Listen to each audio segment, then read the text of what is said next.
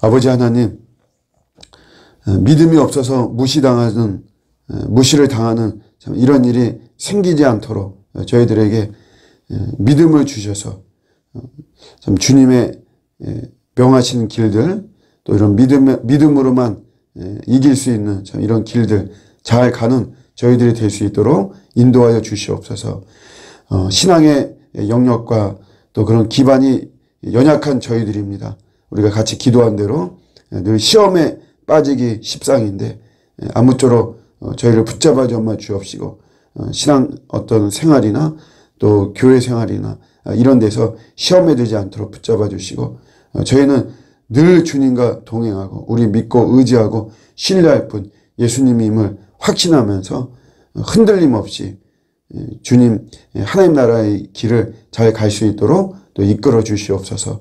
감사드리고 예수님의 이름으로 기도드립니다. 아멘. 오늘 주시는 말씀은 우리 사사기 5장 31절입니다. 사사기 5장 31절 말씀. 여호와여, 주의 원수들은 다 이와 같이 망하게 하시고 주를 사랑하는 자들은 해가 힘있게 돋음같게 하시옵소서 하니라. 그 땅이 40년 동안 평온하였더라. 아멘. 우리 사사 드보라가 승리케 하심에 대한 이런 찬양의 내용인데 마무리 마지막 구절입니다. 주님의 원수들, 주님을 대적하는 자들은 다 망하는 것이고 그러나 주님을 사랑하는 자들은 해가 힘있게 돋음같이 된다. 힘차게 떠오르는 태양과 같다. 거침없는 삶, 막힘없는 삶을 이야기를 하는 거죠. 우리 주님을 사랑하는 건 참 중요한데 여기에 대해서 또 많은 거를 착각을 또 하고 있습니다. 먼저 나는 주님을 사랑하는가, 우리가 늘 사실 이렇게 돌아봐야만 되는 것이고 저도 이 말씀 준비하면서 손에 있는 부귀보다 주를 더 사랑하는가, 이 찬양이 생각났고 또 온 마음 다해 주 사랑하라, 뭐 이런 찬양도 또 생각이 나고 그랬습니다. 우리가 주님을 사랑한다는 것은 사실 신앙의 근본이고 우리가 목표이죠. 하나님 우리를 사실 늘 사랑하시거든요. 우리도 주님을 사랑해야 되는데 예수님이 부활하시고 나서 베드로에게 나타나셔서 예수님을 저주하고 부인했죠. 그 베드로에게 너나 사랑하느냐 3번씩 물었습니다. 이거에 대한 이제 해석이 여러 가지 나올 수 있지만 그런 것들을 다 우리가 차치하고 여기서 핵심은 사실은 예수님이 사랑한다고 고백하는 거예요. 그게 베드로에게. 네가 나를 사랑하느냐, 베드로의 사랑 고백을 들으려고 하는 것이 그것보다는 예수님이 내가 너를 사랑한다라는 거죠. 사실 여러분 생각해 보면 예수님이 베드로를 사랑하지 않는데 베드로가 예수님을 사랑한다라고 하는 고백이 무슨 의미가 있겠습니까? 내가 너를 사랑하지 않는데 네가 나를 사랑하는 거에 대해 그렇게 의미와 가치는 사실 별로 없는 것이죠. 그래서 이 고백은 예수님이 내가 너를 사랑한다. 너가 나에 대한 사랑 고백을 들어보고 나도 너를 사랑할지 말지를 결정하겠다라는 것이 아니고 내가 너를 무조건 사랑한다. 너가 나를 이렇게 저주하고 부인하고 배신하고 그랬어도 나는 너를 변함없이 사랑한다 라고 하는 예수님의 사랑 고백인 것이죠. 이런 우리 예수님의 사랑이 사실 우리들에게도 있는 것이에요.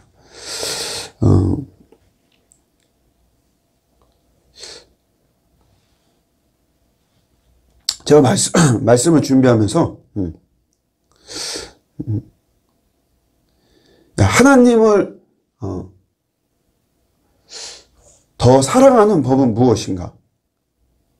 우리가 늘 하나님은 사랑하고 하나님 사랑합시다 이렇게 제가 주로 이야기하고 이러는데 하나님을 더 사랑하는 법은 무엇인가? 라는 거에 대해서 생각을 해보질 않더라고요. 제가 제 자신의 이런 모습을 돌아볼 때 교회를 어떻게 하면 부흥시킬 수 있을까? 어떻게 하면 성도들이 좀 더 올 수 있을까? 이 코로나 시대에 어떻게 하면 교회를 더 견고하게 할 수 있을까? 결국 내 사역에 대한 그런 어떤 방법론에 대해서는 막 생각하고 연구하고 찾아보고 그러지 내가 하나님을 더 사랑하는 법은 무엇이 있을까? 이런 거에 대해서는 참 생각을 하지 못하더라고요. 우리가 주님을 사랑하는 게 참 너무 중요한데, 근데 성경에서는 이렇게 말합니다. 하나님에 대해서 사랑할 것을 하나님은 그거를 요구하기보다 먼저 우리가 하나님 사랑할 것을, 사랑을 받을 것, 하나님의 사랑을 먼저 받으라는 거죠. 그거를 성경은 먼저 요구하고 있습니다. 왜냐하면 우리가 하나님의 사랑을 받기 전에는 아무도 하나님을 먼저 사랑할 수가 없어요. 우리 인간은 그런 인간이 아닙니다. 요한일서 4장 10절에도 우리가 하나님을 사랑한 것이 아니요 오직 하나님이 우리를 사랑했다는 거죠. 먼저 우리 하나님이 우리를 사랑해서, 그러니까 우리가 사랑이 뭔지도 모르고, 우리는 은혜가 뭔지도 모르고 용서가 뭔지도 모르고 살아가는 우리들에게 하나님께서 사랑도 알려주시고 은혜도 알려주시고 용서도 알려주시고, 그래서 우리가 사실 아는 거죠. 그 마음으로 우리도 하나님을 사랑하고 우리가 이웃도 사랑하고 원수도 용서하고 이러는 거죠. 내가 예수님을 택한 것이 아니고 예수님이 나를 택한 이런 원리와 똑같습니다. 그래서 우리 하나님과 우리 죄인들과의 사랑의 관계에서 그 시원, 그 시작이죠. 시작은 바로 하나님이라는 말이죠. 하나님 사랑을 받기 전에 하나님을 먼저 사랑할 사람은 이 세상에 아무도 없어요. 사도 바울이 살아도 주를 위해 살고 죽어도 주를 위해 죽고 이렇게 엄청난 충성 서약을 할 수 있었던 것은 그의 종교적 열심이 아니고 예수 그리스도의 대속적인 그 사랑, 십자가의 그 사랑을 풍성하게 그는 받았기 때문에, 결국 내가 살아봤자 살든지 죽든지 내가 나의 사랑해 주신 주님 위해서 사는 게 최고다 라고 하는 그런 고백이 나온 것이죠. 그런데 이런 사람들이 있습니다. 내가 주님을 사랑해 보겠다, 이런 사람들이 있죠. 율법주의자들, 구약시대 또 예수님 당시에도 바리새인들과 오늘날도 마찬가지로 이런 신앙을 잘 이해하지 못하는 사람들, 또 율법에 좀 치우친 이런 사람들, 이런 사람들은 내가 주님을 사랑해 보겠다, 이래서 종교적인 열심으로 나오고 막 그러는 거죠. 정작 하나님의 진정한 사랑인 예수 그리스도는 거부하면서 내 마음과 뜻과 목숨과 어떤 내 열정과 열의를 가지고 하나님을 사랑하겠다라고 덤비고 있습니다. 그래서 나타나는 게 뭐냐면 행위 중심이 나오죠. 행위. 우리가 뭐 이제 새벽 기도를 드리지만 내가 새벽 기도를 내가 드려서 하나님을 기쁘시게 하겠다. 내가 뭐 금식을 해서 하나님을 기쁘게.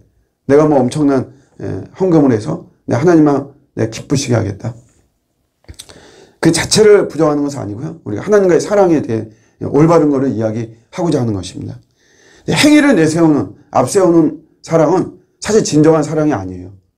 부모가 자식을 사랑할 때 자식들의 행위를 보고 어떻게 효도하는가를 보고 자식을 사랑한다면 그건 진정한 사랑은 아닌 거죠. 남녀 간의 사랑도 마찬가지예요. 너가 나한테 얼마나 나를 잘해주는가, 이런 걸 보고 나도 너를 사랑하겠다 라고 한다면 그거는 진정한 사랑이 아니죠. 이유가 있어서 사랑한다면 사랑은 아닙니다. 그래서 예수님의 우리를 향한 사랑을 그래서 사랑한다 이것이 아니고 그럼에도 불구하고 사랑한다라고 표현을 하는 것이죠. 하나님 왜 날 사랑하실까요, 그러면? 저는 여러 가지 뭐 이유들에 대해서 쭉 이렇게 뭐 살펴보고 그랬지만 사실 가장 정답은 그냥이라는 말입니다. 그냥 사랑하는 거죠. 그게 우리가 하나님의 기쁘신 뜻대로, 에베소서에 나와 있는 기쁘신 뜻대로, 아버지의 뜻이죠. 당신의 뜻이 나를 사랑하기로 하신 거예요. 그래서 정확한 답변은 왜 날 사랑하는지 사실 나는 모르는 거예요. 그러나 나를 사랑하시는구나. 우리 이것을 믿고 믿음으로 우리 하나님께 반응하는 거죠. 나 같은 죄인이 용서함 받아서 주님 앞에 옳다함을 얻는 이유를 사실 우리는 모르는 거예요. 왜 날 용서하시고, 왜 날 이렇게 사랑해 주시고, 왜 은혜를 베풀어 주시고. 여러분, 우리가 뭐 조금 뭐 신앙생활 좀 열심히 내고, 뭐 우리가 뭐 착하게 살고, 그런다라고 해서 나를 사랑하시고, 또 그런 게 없으면 하나님 날 사랑 안 하고, 그럼 그래서 막 불안해하죠. 내가 이러다 하나님 날 사랑하지 않는 거 아닌가? 날 팽개치지 않는가?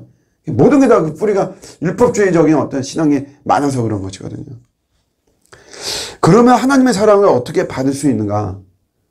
일단 가장 중요한 거는 우리가 어떤 행위를 통해서 받는 것은 아니라는 거는 명확하게 해야 됩니다. 그렇다고 해서 그럼 나는 뭐 신앙적으로 열심히 낼 필요가 없어. 그런 건 아니죠. 내가 하나님의 사랑을 명확하게 알면 그런 열심히 나올 수밖에 없어요. 우리가 하나님 사랑을 받는 거는 사실 성령으로 말미암아 받는 것이고, 그래서 성령님 나를 주장해 주시고 나를 내 안에서 역사해 주세요. 기도해야 되는 게 그래서 기도하는 것이고요. 이미 사실 우리는 하나님의 사랑을 받았습니다. 넘치도록 받았습니다.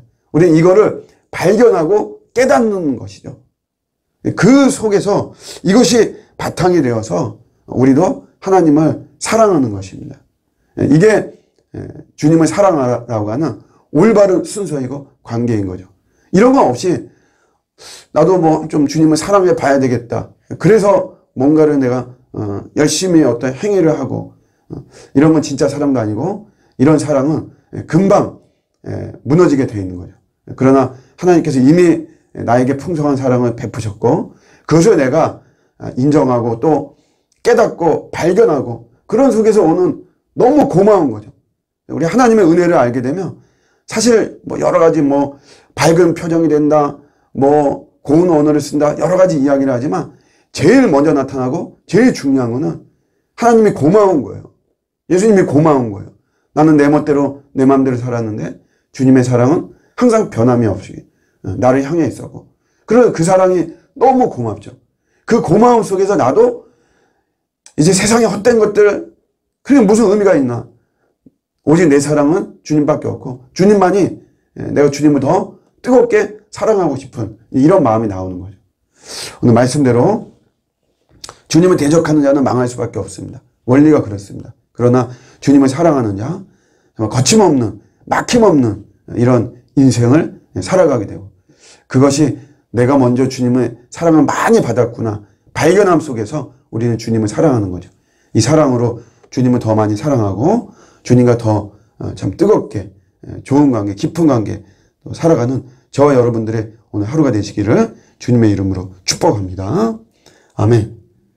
말씀 붙잡고 이 시간도 같이 한번 기도합니다. 주님 더 사랑하는 저희들 되게 하여 주옵소서. 같이 기도하시다가 돌아가도록 하겠습니다.